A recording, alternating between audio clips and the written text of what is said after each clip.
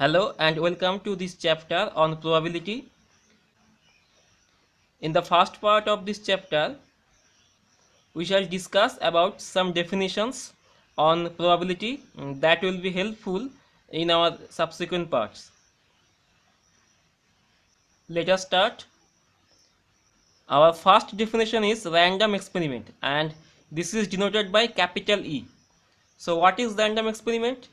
Actually, an experiment is called random experiment if it satisfies three conditions.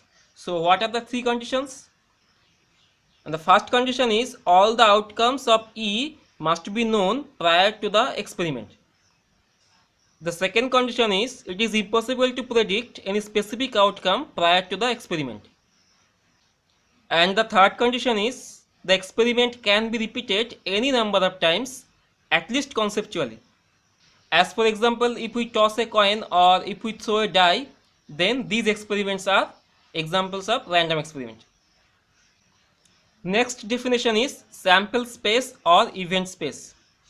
As we know that for random experiment, all the outcomes are known prior to the experiment. So we can list all the outcomes.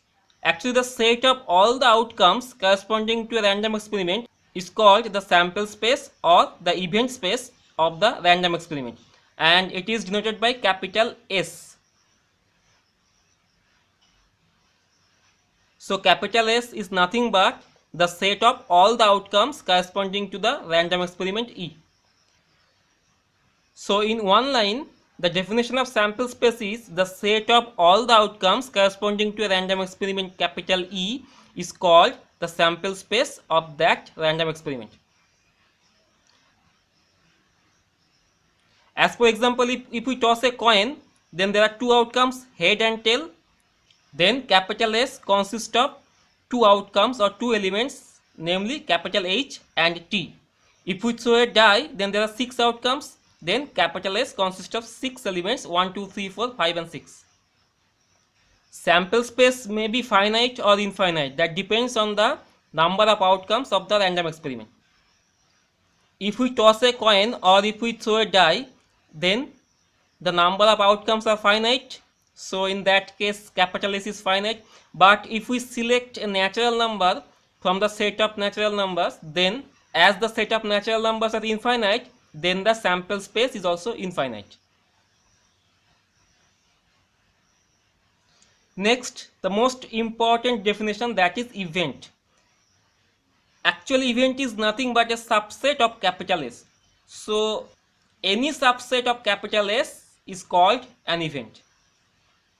Events are denoted by capital letters, capital A, capital B, etc. So any set A which is a subset of capital S is called an event. Any subset of capital S is called an event. Next, we shall define two special events called the null event and the certain event. We know that the null set phi is a subset of capital S. So this event consists of no outcome. It is called null event or impossible event. Now if we throw a die, then the event of obtaining the outcome 7 is the null event or the impossible event, because we know that if we throw a die, the number 7 never appears. Next is certain event. As we know that capital S itself is a subset of capital S, it is called improper subset. So this capital S is again an event. It is called certain event or sure event. Now if we throw a die, if we call the event of getting an odd number or an even number, it is an example of certain event. Next, we define simple events and composite events. An event is called simple events if it contains only one outcome or only one element. Similarly, an event is called composite event if it contains more than one outcomes. As for example, A1 and A2, these two contain only one outcome each. So these two are examples of simple events. And V1, B2, B1 contains three outcomes and B2 contains two outcomes. So these two are examples of composite events. Actually, any composite event can be written as union of some simple events. As we know that B1 can be written as the simple event of 2 union simple event having the outcome 4 union simple event having the outcome 6. In probability, we shall use A plus B in place of A union B and AB in place of A meet B. So if we write AB, that means we are considering the intersection of A and B.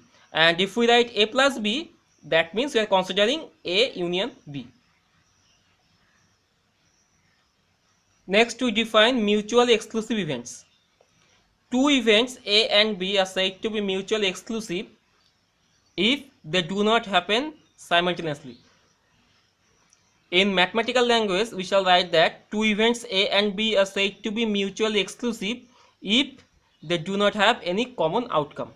So, for mutually exclusive events A and B, A meet B should be equal to phi. And in probability, we shall write AB instead of A meet B. So, two events A and B are said to be mutually exclusive if AB equal to phi. As per example, if we throw a die, then these are the 6 possible outcomes. So this is the sample space. Now if we define the event A by the two outcomes 1 and 5 and B be the event that consists of the outcomes 2, 4 and 6, then these two events are mutually exclusive because they do not have any common outcome. But these two events are not mutually exclusive because the outcome 5 is common to both A and B. Next, we define pairwise exclusive events. Suppose we have more than two events. As for example, consider these three events A, B and C. These three events are called pairwise exclusive if the events are mutually exclusive taking two at a time. So these three events A, B and C are pairwise exclusive if A and B are exclusive, so AB equal to phi, B and C are exclusive, and also C and A are mutually exclusive. Our next definition is exhaustive events. A number of events are said to be exhaustive if at least one of them is sure to happen. Mathematically, two events A and B are said to be exhaustive if A plus B is equal to S. That means A union B is equal to S. So at least one of A and B is sure to happen.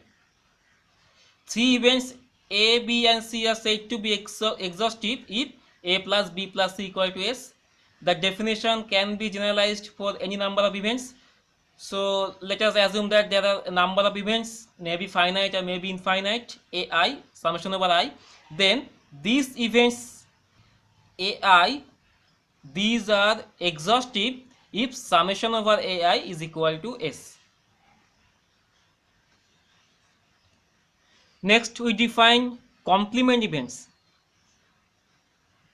Two events A and B are said to be complement to each other if they are both mutually exclusive and exhaustive.